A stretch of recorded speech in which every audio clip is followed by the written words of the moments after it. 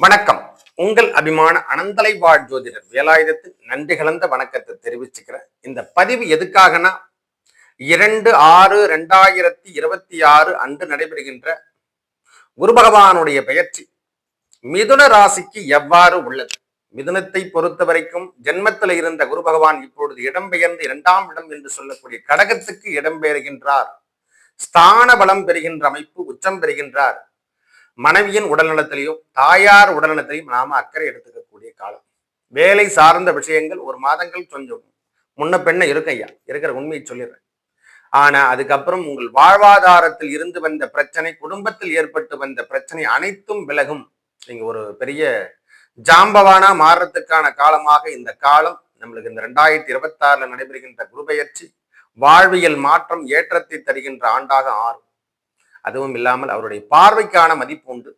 நம்ம ராசிக்கு 6ஆம் இடத்தை முதல்ல பார்க்கிறாரு. ருண ரோக சத்ருஸ்தானத்தை பார்க்கறதால கடன் சார்ந்த விஷயத்தில் இருந்த பிரச்சனையும் உடல் சார்ந்த பிரச்சனையில் இருந்ததும் விலகத்துக்கான காலமாகும். தொந்தரவுகள், போட்டி, பொறாமை என்று சொல்லக்கூடிய அமைப்புல நாம முன்னுக்கு வரத்துக்கு பார்க்கறதுக்கு அமைப்பு தான் இந்த நேரத்தில் ஏற்படும். அதுவும் இல்லாமல் அவருடைய பார்வை நேரடி பார்வையாக 8ஆம் இடத்தை பார்க்கறது. இந்த இதயம் சம்பந்தப்பட்ட பிரச்சனையில் இருந்தவங்க, ரொம்ப தீர்க்க முடியாத நோய் என்று சொல்லக்கூடிய அமைப்புல இருந்தவங்க எல்லாம் இப்ப விடுபட்டு வெளியே வர்றதுக்கான காலமாக இந்த காலம் இருக்கும். அதே போல் அவருடைய பார்வை 9ஆம் பார்வை 10ஆம் இடத்தை, நம்ம ராசிக்கு 10ஆம் இடத்தை பார்க்கும் பொழுது வாழ்வியல் மாற்றம் என்று சொல்லக்கூடிய அமைப்பு கிடைக்க போகுது. வாழ்க்கையில நிறைய பேருக்கு கிடைக்காத ஒரு பாக்கியம் எல்லாம் இந்த நேரத்துல தொழில் சார்ந்த விஷயத்தில் இருந்து வந்த பிரச்சனை விலகும். தொழில்ல ஒரு ஜாம்பமான இருப்பாங்க ஐயா, வெளிநாடு வெளியூர் போறதுக்கான வாய்ப்புகள் தேடி வரும். வெளியூர் மாற்று மொழி என்று சொல்லக்கூடிய அமைப்பில் இவங்களுடைய வியாபாரம் சார்ந்த விஷயங்கள் முன்னுக்கு வர்றதுக்கான காலமாக இந்த காலம் இருக்கும்.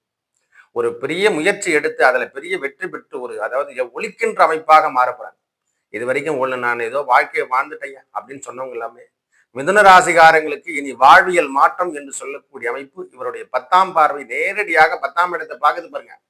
அதுவே போதும். தொழில் ஸ்தானம் என்று சொல்லக்கூடிய அமைப்பு உயர்ந்து காணப்படும்.